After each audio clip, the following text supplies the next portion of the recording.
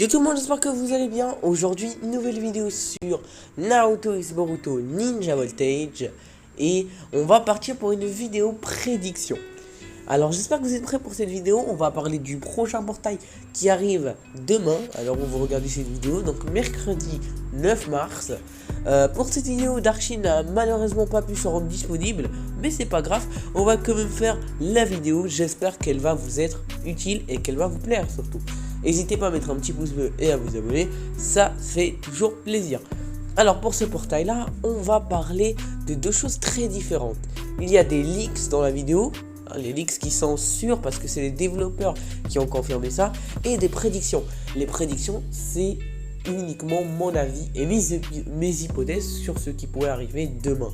Donc voilà, il faut très bien différencier les deux. Alors demain, on est sûr que Sakura arrive avec un nouveau portail. Mais est-ce qu'elle arrivera seule ou avec d'autres personnages? C'est la question qu'on va se poser dans cette vidéo. Et on va aussi parler rapidement des effets des personnages. Voilà, vous avez un gameplay enfant en PvP. Et quand on parlera des Jutsu Sakura, je vous afficherai tout ça. Alors, première des choses, Sakura arrive demain. C'est la Sakura Uchiwa de Boruto. Alors, je vous affiche ces Jutsu très rapidement. Vous pouvez les voir.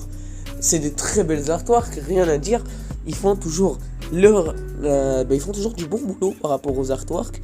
Ce qu'on peut voir, c'est que dans ces différentes jutsu, ce qui va nous intéresser, c'est surtout le Aerial Impulse. Pourquoi? Parce qu'on peut voir Sakura tape un ennemi en question. Alors cet ennemi-là provient de l'anime Boruto, que je n'ai pas regardé en détail. Enfin, en tout cas, cet arc-là, je l'ai déjà regardé, je sais un petit peu ce qui se passe dedans, mais sans plus. Ça fait très longtemps que je l'ai regardé, et surtout, je me rappelle plus du tout du nom des personnages.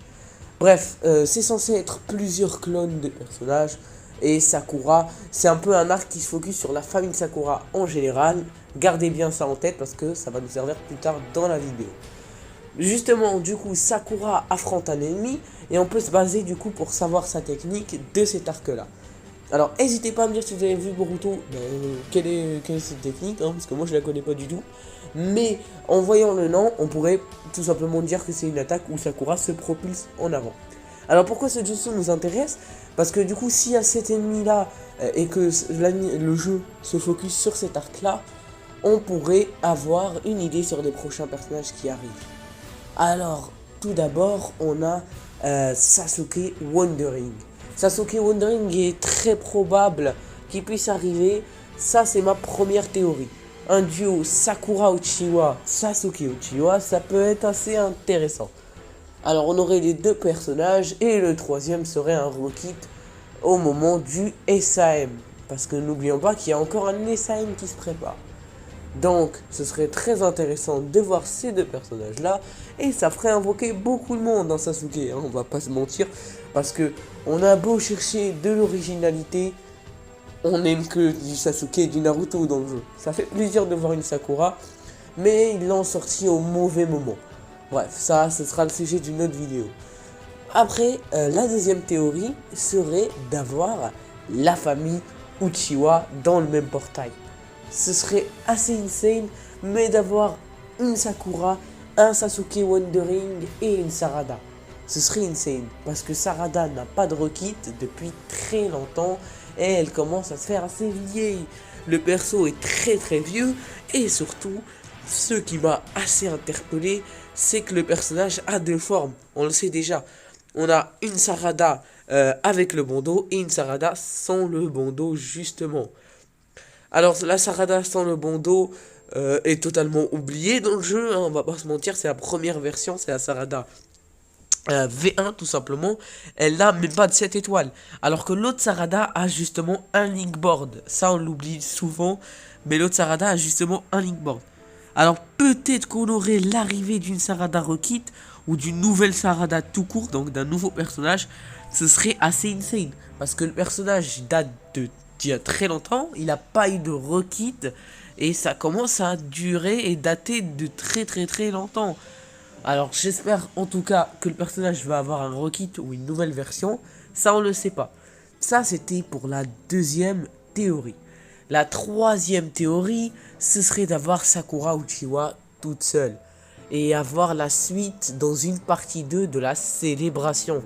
La célébration, pour le moment, on n'a pas d'informations sur la célébration. Peut-être qu'elle durera très longtemps. On sait que la célébration se terminera vers le 31 mars, puisque les portails se finissent le 31 mars. Pour le moment, c'est tout ce qu'on sait. Le portail se finit le 31 mars. Le vétéran mission se finit le 31 mars. De plus, le all-out se finit par contre demain. Alors demain, le mercredi, on aura plus d'informations. Parce que si le portail de demain se finit le 31 mars, cela confirmera que la célébration ne durera qu'une partie. Parce que la célébration, on est déjà le 7 mars, à l'heure où je tourne la vidéo, et le 8 mars, alors que vous, la date où vous regardez la vidéo, alors on n'est pas encore à l'abri d'une deuxième partie. Bref, il faut être très vigilant. Une deuxième partie pourrait être très intéressante, puisque si on se focus sur ce qu'a dit la présentatrice en début de vidéo de présentation de la célébration, elle dit qu'il y a encore pas mal de choses à dire et que malheureusement tout ça ne tient pas dans une seule vidéo. Alors il faut être très vigilant parce qu'une deuxième partie avec un autre personnage peut être intéressante. En tout cas, je vois mal la dernière théorie, je vois que c'est la théorie la moins probable. Parce que avoir Sakura toute seule, ça c'est impossible. Mais avoir Sakura toute seule plus une partie 2, ça me semble un peu probable. N'hésitez pas à me dire vos prédictions à vous dans les commentaires. À votre avis, quel serait le personnage? J'épinglerai la théorie la plus intéressante. Alors, dans les commentaires, n'hésitez pas à me dire tout ça. Voilà par rapport à la prédiction des personnages. Maintenant, on parle rapidement des effets et des jutsu du personnage Sakura. Alors, pour commencer, on va commencer par le premier jutsu, qui est le jutsu Chakra Control Feeling Flower. Alors, désolé pour mon anglais quelque peu éclaté au sol, on va pas se mentir. On a Sakura qui heal un ninja random. Alors, ce serait du coup, par hypothèse, le jutsu support. Alors, pour cette hypothèse de ce que ferait ce jutsu, on va se baser sur 2-3 personnages. On va se baser sur les Final Valley et sur Sakura War. On va vous expliquer tout simplement pourquoi. Rappelons que Sakura War étant un rekit, elle n'avait que 2 nouveaux jutsu. Donc on peut pas se baser à 100% sur elle, alors que les Final Valley, on peut se baser sur eux vu qu'ils ont eu 3 jutsu. Alors, on va se baser sur les 2 Final Valley, qui, je le rappelle, ont une immunité aux effets, bien évidemment, parce que c'est des personnages. Pour Sasuke Final Valley, c'est l'attaque lumière céleste, la bronze du coup, et pour le Naruto, c'est la silver. Alors moi, je partirais sur plutôt un jutsu support, mais que ce serait une bronze pour le premier jutsu. Dans celui-là dont on parle, donc le chakra control, serait un jutsu support. Dans ce jutsu, on aurait une régène HP et CP, ce qui me semble assez logique, puisque c'est un jutsu assez support. On aurait une immunité aux effets pour les alliés, et ce sera tout. Parce que n'oublions pas que c'est une bronze, donc pour le moment, on n'aurait pas grand-chose d'autre. On aurait peut-être un petit boost d'attaque et de vitesse, mais c'est tout ce qu'on pourrait avoir. Pour le deuxième jutsu, c'est plutôt un jutsu d'attaque. Ça commence déjà à être intéressant, puisque là pour le moment, on n'avait pas de jutsu d'attaque. Pour ce jutsu là, on va se baser sur l'attaque de Sakura War, l'attaque Air Blast, je crois, si je me trompe pas, voilà, je crois bien que c'est Air Blast, ou Air, ouais, je crois bien que c'est Air Blast en tout cas. Donc l'attaque où elle balance des petits coups d'air, dans cette attaque là, elle est basée plutôt sur de la debuff, sur du debuff. Le debuff, c'est quand on baisse des stats. Alors elle est basée sur du debuff, elle a aussi une paralysie. Alors ici on pourrait voir la même chose mais avec un nouvel effet. Alors je partirai plutôt sur de la confusion comme effet, parce que c'est un très bon effet dans le jeu. Je le rappelle que c'est clairement l'un des meilleurs effets du jeu, puisque les personnages ont rarement une résistance contre cet effet là en question. La plupart des fois en PvP, vous tomberez sur des persos avec des triple résistance ou des doubles résistances. C'est très rare les triples résistances pour le moment, et les doubles résistances sont plutôt seulement paralysie. Donc la confusion serait intéressante. Après on partirait sur du debuff comme la silver de Sakura War. Donc une debuff en attaque et en défense, et peut-être même les negate states qui augmentent. Voilà. On aurait aussi l'augmentation du critical rate, donc le taux de critique qui augmente, et son attaque et sa défense, donc tous ces buffs là en effet médium. Alors on aurait toujours la même mécanique d'augmenter les dégâts et on aurait augmenté les dégâts contre les ennemis paralysés ou alors les ennemis confus. Voilà ce que serait pour Sakura. Pour la silver de Sakura, bien évidemment. Et là on passe au prochain jutsu. Vu l'artwork, je dirais que c'est la gold et du coup que c'est la limit break. Et là préparez-vous parce que normalement c'est censé être insane. Pour le moment vous l'avez remarqué, mais là pas d'immunité. Donc on va lui mettre l'immunité dans sa gold. Pour sa gold tout simplement. Elle aurait l'immunité aux effets, le boost HP, CP et la confusion et la paralysie.